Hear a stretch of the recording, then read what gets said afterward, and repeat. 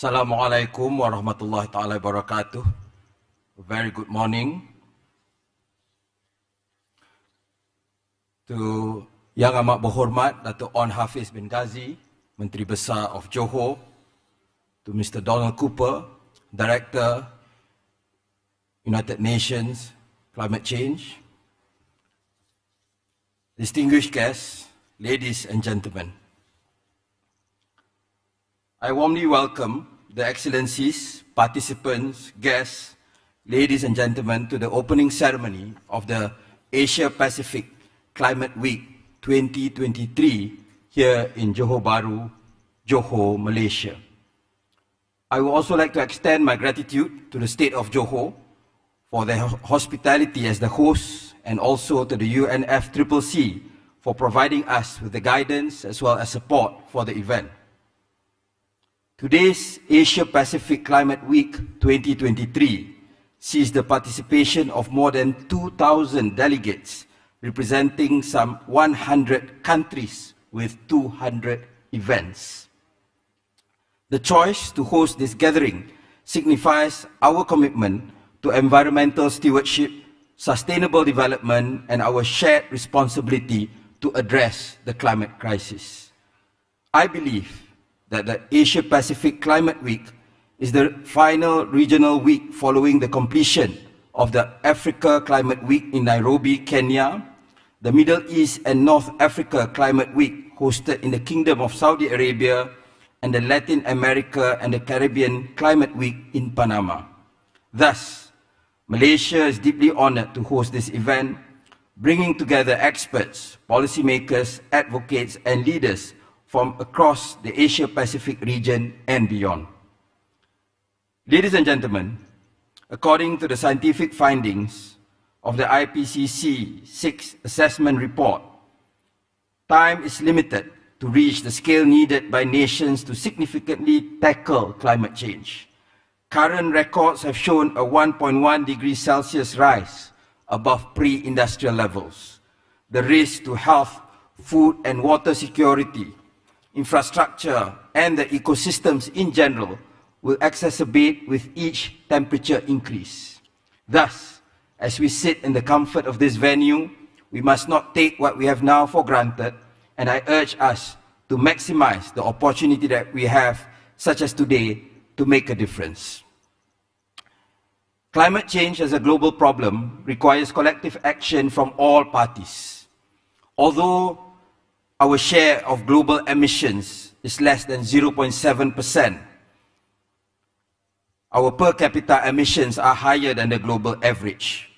So we must play our part in addressing this global phenomenon, and Malaysia has pledged to reduce our GHG emissions intensity by 45% in 2030 compared to 2005.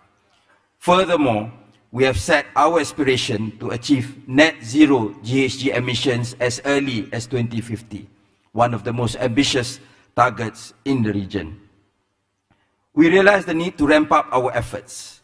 This year alone, our esteemed Prime Minister launched the National Energy Transition Roadmap and the National Industrial Master Plan, along with the Hydrogen Economy Transition Roadmap. And this charts the path in our journey towards a net zero future. Furthermore, we remain firm in transforming our energy system through electrification, energy efficiency, and accelerated renewable energy deployment. We are also aware of the need to implement low-carbon efforts without compromising our pledge to maintain no less than 50% of our nation's land under forest cover, a pledge that we made at the 1992 Rio Summit. It's a tall order, but we believe the need to safeguard our natural resources, not just for the benefit of future generations, but also as a crucial tool in our current mitigation portfolio. I believe that any effort, small or big, if done collectively, can bring upon significant impact.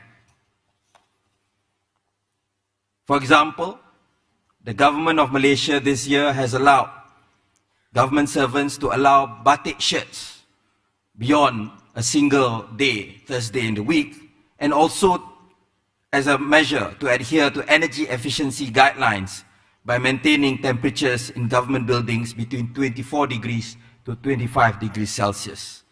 This seemingly small decision does not only reduce emissions, but preserves our culture, promotes local businesses, and saves electricity bills.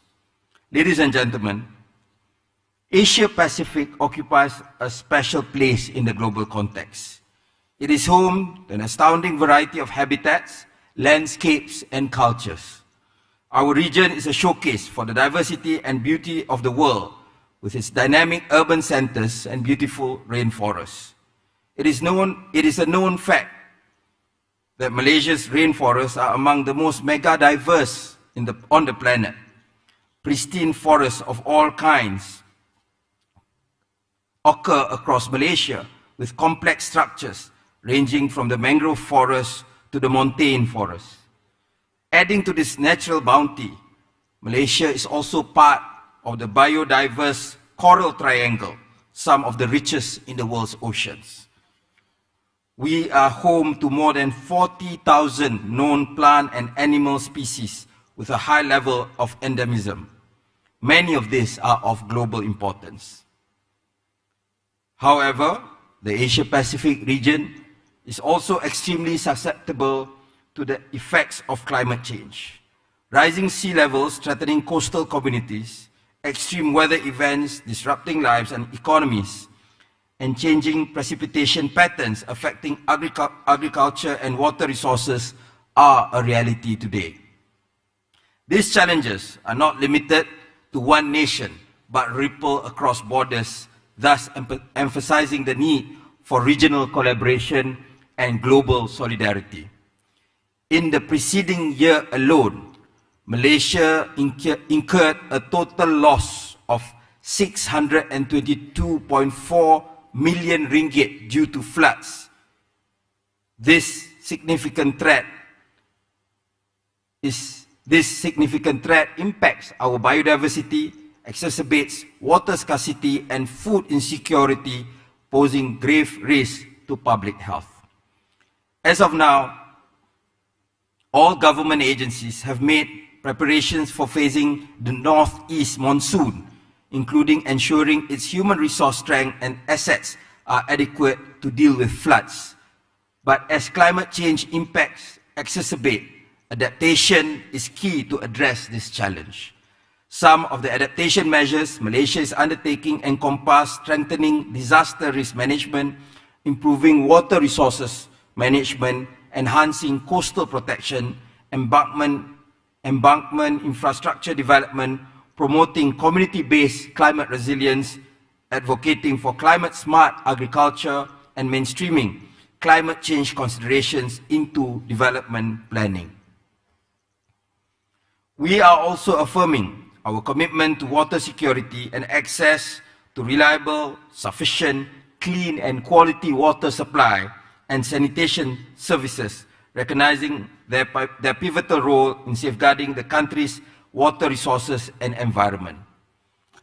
Ladies and gentlemen, I have set up two panels to prepare us in the battle against climate change. One is the advisory panel, which consists of key ministries, government-linked investment companies, government-linked corporations, the private sector, as well as financial institutions to embrace a whole-of-nation approach and the collaborative spirit. The consultative panel was also established to obtain views and input from non-governmental organizations, civil society organizations, academia, vulnerable communities, as well as youth. I believe both panels are more pragmatic in their approach to bridging the gap between scientific knowledge, policy decisions, and societal needs. We must be inclusive and not limit our actions only at the national level. Our transformation will present new opportunities, but we must also not leave anyone behind in this journey. New climate policies can impact and disrupt current or traditional ways of doing business across the economic value chain. To be successful, The transformation has to be just and equitable so all can enjoy the benefits of this transformation.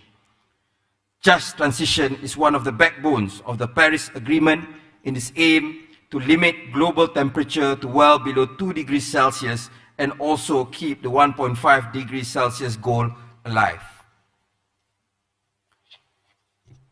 Ladies and gentlemen, we are left with only about 2 weeks from COP28. One of the highlights this year will be the outcome of the global stocktake, which has initially exhibited that the current trajectory is far off from the model mitigation pathways and urgent systematic transformation is needed, especially in deploying cleaner technologies at scale. Thus, the urgency of addressing climate change cannot be overstated. We are already experiencing the consequences, and the window of opportunity to mitigate its effects is closing rapidly.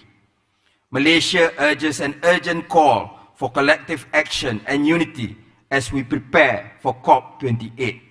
In terms of mitigation, we hope the findings of the global stocktake can shed some light on how we can address the implementation gap and increase ambition collectively under the principles enshrined under the UNFCCC.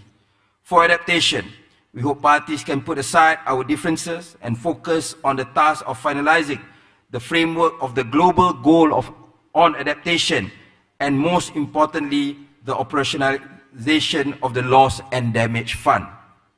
At COP28, we must prioritize the principle of equity, recognizing that developing countries in Asia Pacific and beyond often lack the resources and capacity to adapt to climate change adequately. We must advocate for the support and assistance necessary to empower these nations in their efforts to combat climate change. We are willing to go for more ambitious goals, for more ambitious targets, but we need the assistance from the developed world. Thus, we urge the rich countries to continue taking the lead and show leadership in these trying times by honoring the commitment to mobilize $100 billion a year to support climate ambition, which was previously agreed upon. The new collective quantified goal is urgently needed to support developing countries to implement their climate actions at each respective domestic level. In the spirit of unity, we will discuss innovative solutions, share best practices, and develop strategies that will help us adapt to the changes already underway while reducing our carbon footprint. This Climate Week provides a platform for dialogue, collaboration, and the exchange of knowledge that will enable us to transition to a low-carbon, sustainable future. As we look ahead to this critical gathering, we must recognize the vital role that the Asia-Pacific region plays in shaping the future of our planet. COP28 presents a unique opportunity for the Asia-Pacific to come together as a united front. We can leverage our collective strength to drive forward ambitious climate action. This is the moment to forge innovative partnerships, share best practices, and advocate for equitable solutions that address the unique needs and vulnerabilities of our region. Thank you.